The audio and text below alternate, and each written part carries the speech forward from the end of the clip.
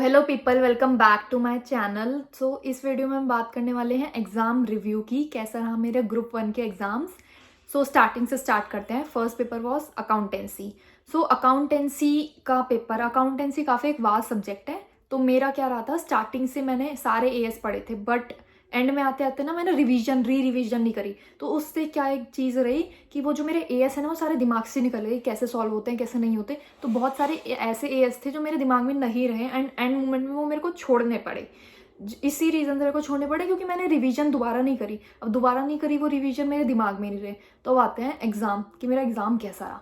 तो मैंने पेपर खोला एग्ज़ाम का, मेरे को आते थे, बट समहाउ एक बोलते हैं ना डाउट रहता है कि यार ये एडजस्टमेंट मैंने सही करी है, कहीं ये मैंने एडजस्टमेंट गलत तो नहीं कर दी। एक डाउट था वो पेपर में, तो वो मेरे को रहा एग्जाम के टाइम पे डाउट। मैंने एएस थे वो लीज वाला एंड काफ़ी जो स्टार्टिंग के जो 2 क्वेश्चन थे वो एएस बच्चों ने छोड़ दिए थे, बट फॉर्चुनेटली वो मैंने करे थे, मेरे को आते थे वो दोनों क्वेश्चन। ठीक है, देन फिर आगे आगे गए, कुछ एएस जो मैंने छोड़े थे उसके क्वेश्चन आ गए थे एकदम से क्या मतलब कुछ भी हो सकता है इससे है। ठीक है, फिर मैंने जो मतलब अकाउंट्स का पेपर था ना वो मेरे अकॉर्डिंग ऐसा था कि हमने बहुत हाई लेवल की एडजस्टमेंट करी है, बट वो एडजस्टमेंट नहीं आई किसी भी क्वेश्चंस में। तो काफ़ी एडजस्टमेंट आई, बट ऐसे थे मतलब दिमाग ना थोड़ा, आपको एकदम क्लैरिटी होनी चाहिए कॉन्सेप्ट में कि वो तुम एडजस्टमेंट सॉल्व कर पाओ। अकाउंट्स का एग्जाम बिल्कुल मुश्किल नहीं था मेरे अकॉर्डिंग, बिल्कुल भी मुश्किल नहीं था। प्रैक्टिस चाहिए थी, जिस बंदे ने अच्छे से प्रैक्टिस करी है एंड उसको कॉन्सेप्ट क्लैरिटी है वो इजीली अकाउंट्स का एग्जाम कर लेगा।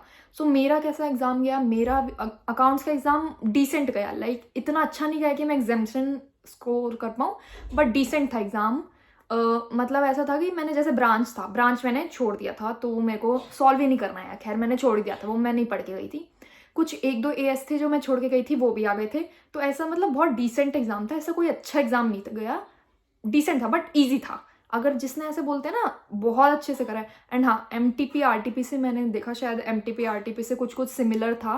मतलब 1-2 क्वेश्चन सिमिलर थे, जितना मैंने सुना कि कुछ एमटीपी से सिमिलर काइंड ऑफ क्वेश्चन आ गया था, कुछ 7-8 नंबर का ऐसा था।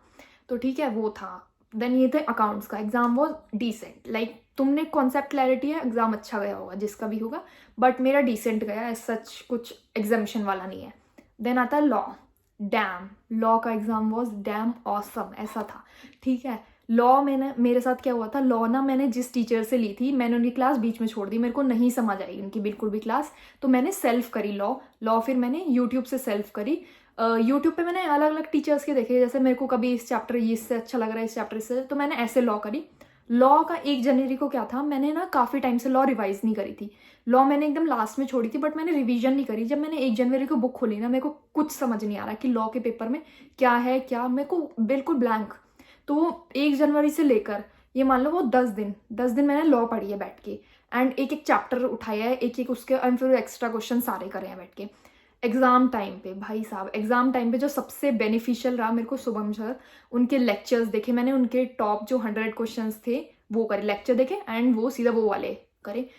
मेरे को काफ़ी ज़्यादा, बहुत ज़्यादा हेल्प मिली, सीरियसली बता रही हूँ, बहुत हेल्प मिली। क्योंकि मैं तो ब्लैंक हो चुकी थी लॉ के पेपर से पहले कि 10 दिन में मेरे को रिकॉल नहीं हो पा रहा मैंने पढ़ा क्या है इतने सालों से। मतलब इतने सालों से क्या, 1 साल से, पिछले 1 साल से मैंने क्या ही पढ़ा है उस पेपर में। ठीक है, देन मैं लॉ का एग्जाम दे गई, खोला, मेरे को सारा क्वेश्चन करने आ रहे थे, मतलब जितने भी थे 70 मार्क्स वाले जो भी थे एमसीक्यू से हटके, मेरे को सारे सॉल्व करने आए हैं। मैंने घर आके चेक करा तो मेरे 1-2 गलत भी हुए हैं। ठीक है, वो गलत होना ऐसे, मैं कोई महान नहीं हूँ जो मेरे सारे सही हैं, बट ओवरऑल बहुत अच्छा पेपर था, बहुत अच्छा। लॉ का बहुत ही अच्छा पेपर था। सेक्शन नहीं लिखे मैंने, मेरे को नहीं कॉन्फिडेंस था सेक्शन का, तो मैंने अवॉइड करा। देन एमसीक्यू जो लॉ के थे वो मेरे को बहुत ज़्यादा मुश्किल लगे, मेरे बहुत एमसीक्यू गलत हुए, मैंने चेक करा है। एमसीक्यू मेरा इतना अच्छा नहीं गया, एमसीक्यू वाला पार्ट, बट जो उसके अगला पार्ट है बहुत अच्छा था, वो लिटरली बहुत अच्छा, जैसे मैंने 10 दिन में प्रिपेयर करा है ना उसके हिसाब से बहुत अच्छा था लॉ मेरा।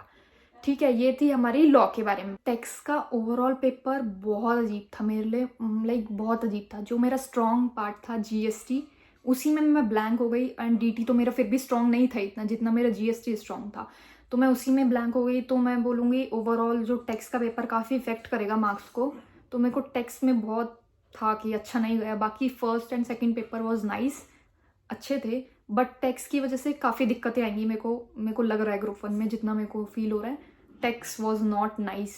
एंड काफ़ी ऐसा ही था कि मतलब जितना भी मैंने सुना टेक्स्ट वॉज नॉट नाइस, बच्चे यही कह रहे थे। बाकी मैंने एमटीपी आरटीपी करी थी, जीएसटी की।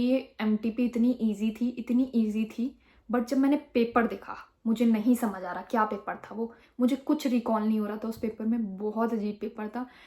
और जब मैंने 70 मार्क्स वाला पहले करा, तो मैं एमसीक्यू में भी वो बोलते हैं ना, ऐसे ब्लैंकनेस हो गई उस पेपर में। तो एमसीक्यू में मेरे को नहीं समझ आ रहा, मेरे को आता हुआ भी नहीं हो रहा वो चीज़ उस पेपर में, कि अगर मेरे को एमसीक्यू आता भी है तो मुझसे सॉल्व ही नहीं हो रहा, क्योंकि वो पहले ही 70 मार्क्स का ऐसा हो गया कि नहीं आ रहा, तो उसमें भी पूरा डिस्टर्बेंस हो गई उस चीज़ में, 30 मार्क्स वाले में भी। तो डीटी मेरे को जितना समझ आया मैंने कर दिया, बाकी लेट्स सी क्या होता है। सेक्शन वगैरह सब कुछ लिख के आई हूँ मेरे अकॉर्डिंग, मेरे को पता है ये इस कॉन्सेप्ट से है, ये इस चैप्टर से, इस सेक्शन के अंदर से है, मेरे को हर चीज़ पता है जीएसटी के पेपर में ये हो रहा है, बट मैं नहीं कर पा रही हूँ। मतलब पता नहीं ऐसे कैसे एक्सप्रेस करा जाए, मतलब वो मुझसे सॉल्व ही नहीं हो रहा चीज़, ऐसा हो रहा है। मेरे को हर चीज़ पता थी, सेक्शन भी है, ये चीज़ लगनी है, डेफिनेशन सब कुछ पता थी, बट वो चीज़ ही नहीं सॉल्व हो रही थी। मेरे को था कि शायद ये गलत है जो मैं कर रही हूँ, या फिर मे बी ये सही भी हो सकता है, ऐसे वाले डाउट में थी मैं पूरा time. So that's it for this video. जो भी आपके डाउट हैं आप मुझसे कमेंट सेक्शन में पूछ सकते हैं, मैंने लिंक भी मेंशन करी हुई है डिस्क्रिप्शन बॉक्स में ग्रुप की, आप उसे भी ज्वाइन कर सकते हैं, वहाँ पे भी पूछ सकते हैं। So take care, bye bye, on all the best.